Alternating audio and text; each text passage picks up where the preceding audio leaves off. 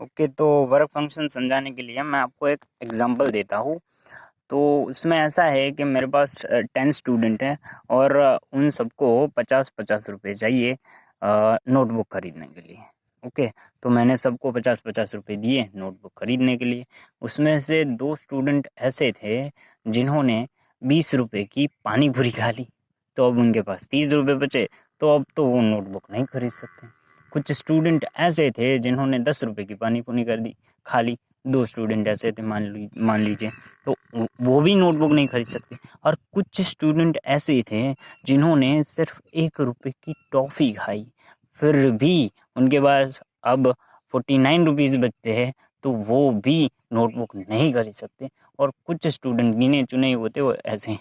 कुछ स्टूडेंट ऐसे थे जिन्होंने एक भी रुपया खर्च ना करके नोटबुक खरीद ली। मतलब कि जैसे ये स्टूडेंट है, इसी तरह जो मेटल सरफेस है उस पे इलेक्ट्रॉन होते हैं। इलेक्ट्रॉन मतलब आप फोटोन एक एनर्जी हमें पता है। तो फोटोन अभी समझ लीजिए, लाइट, फोटोन में ज़्यादा समझ नहीं पड़ेगा, पर लाइट इंसिडेंट की मेटल सरफेस पे, मान लीजिए ऐसा कुछ है, मेटल की सरफेस पे अपने अपने लाइट इंसिडेंट की। अब ये लाइट के पास कुछ एनर्जी होगी, तो ये एनर्जी मिलेगी इलेक्ट्रॉन्स को।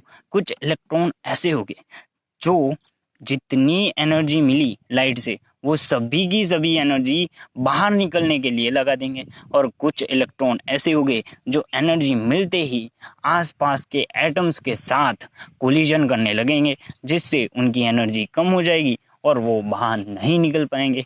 तो जो मिनिमम एनर्जी रिक्वायर्ड है इलेक्ट्रॉन को बाहर निकलने के लिए, मान लीजिए अब मैं आपको 100 रुपये दे दूँ, तो 100 रुपये से क्या होगा, जिस बंदे ने 50 रुपये के गोलगप्पे पहले खाए थे, अब मैं सबको 100 रुपये देता हूँ, तो जिसने जो 50 रुपये के गोलगप्पे खाएगा उसको भी नोटबुक मिल जाएगी, और जिसने एक भी रुपया खर्च नहीं मिला उसको भी नोटबुक मिल जाएगी। मतलब कि आप ज़्यादा एनर्जी, वर्क फंक्शन से ज़्यादा एनर्जी दोगे, तो जो शरीफ इलेक्ट्रॉन थे, जो वर्क फंक्शन जितनी एनर्जी पे भी बाहर निकल जाते थे, वो तो निकलेंगे ही, और जो कोलिजन से अपनी एनर्जी घुमाते थे वो इलेक्ट्रॉन भी बाहर निकल जाएंगे। तो मिनिमम आपको नोटबुक खरीदने के लिए कितने रुपए चाहिए थे?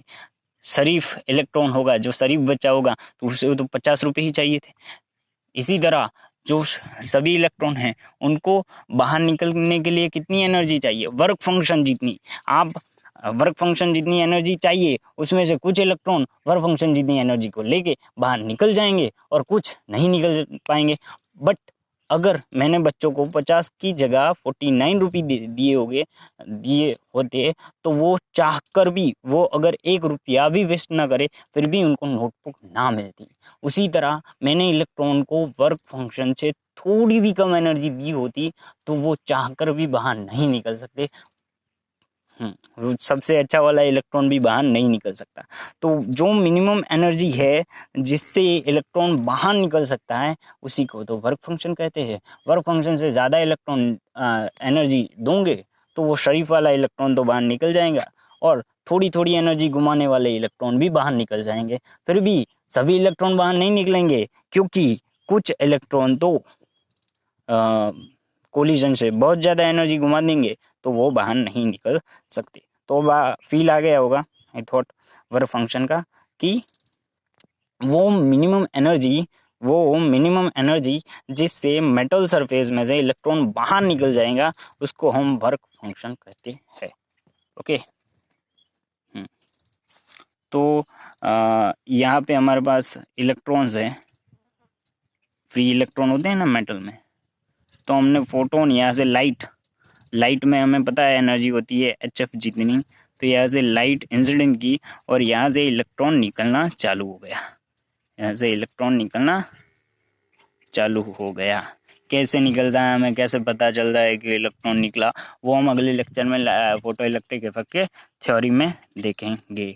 बट ये आपको पता चल गया होगा कि मेटल सरफेस पे आप हाई एनर्जी वाली, या फिर जो मान ये फ्रीक्वेंसी जितनी ही ज़्यादा होगी उतनी एनर्जी ज़्यादा होगी, और हमें पता है कि energy is equal to HF is equal to HC by lambda. तो ये लेमड़ा मतलब कि वेवलेंथ जितनी छोटी होगी उतनी ही एनर्जी ज़्यादा होगी, और फ्रीक्वेंसी जितनी ज़्यादा होगी उतनी ही एनर्जी ज़्यादा होगी। मतलब कि एक पर्टिकुलर फ्रीक्वेंसी जिसे हम कहते हैं थ्रेशोल्ड फ्रीक्वेंसी, उससे ज़्यादा फ्रीक्वेंसी वाला, और पर्टिकुलर वेवलेंथ जिसे हम कहते हैं थ्रेशोल्ड वेवलेंथ, उससे कम वेवलेंथ वाली लाइट जब इंसिडेंट होती है मेटल सरफेस से तब इलेक्ट्रॉन इजेक्ट होते हैं, और इसे हम फोटो इलेक्ट्रिक इफेक्ट कहते हैं। ओके, तो थैंक यू। अगला लेक्चर होगा फोटो इलेक्ट्रिक इफेक्ट के डिटेल में, जहाँ से नीट में बहुत सारे क्वेश्चन आते हैं और वो बहुत ही कॉन्सेप्चुअल टॉपिक है जिसमें आपको बहुत ही मज़ा आएगा। तो ओके, बाय।